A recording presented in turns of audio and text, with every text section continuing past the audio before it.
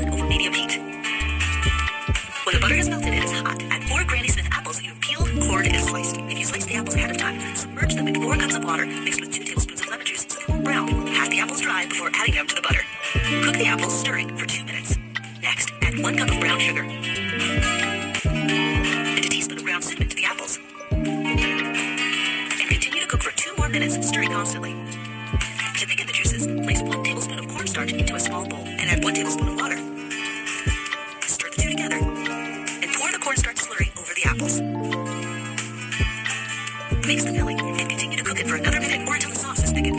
Remove the filling from the heat and allow it to cool slightly. Now you can preheat your oven to 400 degrees. Unfold the thawed puff pastry sheets on a lightly floured work surface. Roll it out lightly to smooth it together and cut each piece also use a chef's knife. And now you're ready to fill them. Divide the apple filling evenly onto the center of each square. Fold each square diagonally to form a triangle. And crimp the edges together using a fork. As All Recipes member Layla suggests, you don't want the filling to ooze out. Place the turnovers on 2 parchment-lined baking sheets, leaving about an inch of space in between. If you don't want to bake all of the turnovers at once, one All Recipes member suggests freezing some at this point, and then popping a couple in the oven whenever you want. They're great for breakfast. Bake the turnovers in the preheated oven until they are puffed and lightly brown, about 25 minutes. Allow the turnovers to cool completely on a rack while you make the glaze. Place 1 cup of confectioner's sugar into a small bowl. Add 1 tablespoon of milk. And 1 teaspoon of vanilla extract. Whisk the ingredients until smooth. You can adjust the consistency of the glaze by adding a little more milk to make it thinner, or a little confectioner's sugar to make it thicker. Place the cooling rack over parchment paper for easy cleanup, and use a tablespoon to drizzle the glaze over the cool turnovers. This adds a touch of sweet vanilla flavor. These apple turnovers are sure to please this morning or afternoon treat. All Recipes members